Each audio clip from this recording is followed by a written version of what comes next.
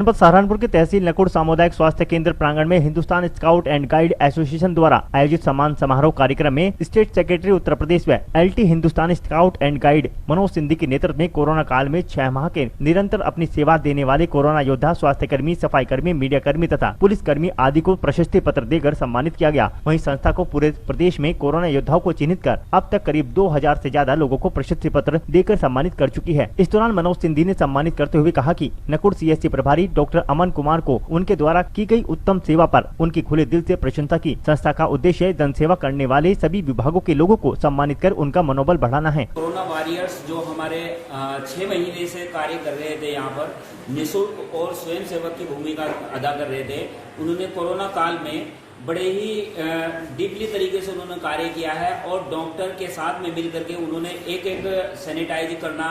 Patient को गांव-गांव से उठा करके उनको अच्छे से टेस्टिंग करना और कोरोना टाइम में भी उन्होंने बहुत अच्छे तरीके से यहाँ पर हेल्प की है।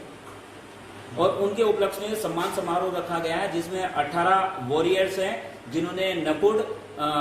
स्वास्थ्य केंद्र में उन्होंने सेवा दी है और बहुत ही बेस्ट सेवा उनकी रही है। पूरे भारत के अंदर हिंदुस्तानी स्काउट एंड गाइड की ओर से उन्होंने ये सेवा दी है और उनको मेरा भी सैल्यूट है।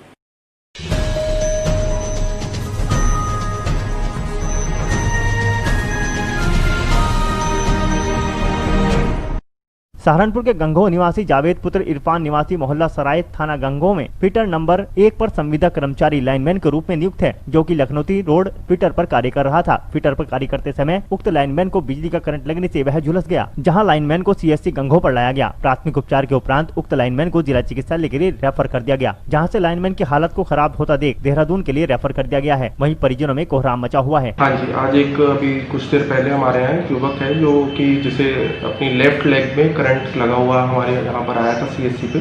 तो उसकी हमने ड्रेसिंग वगैरह करके फ्लूइड वगैरह देके प्राइमरी ट्रीटमेंट दे करके उसको बर्न वार्ड के लिए सहारनपुर के लिए रेफर किया, जहाँ पे जाके उसका एडमिशन वगैरह करना है।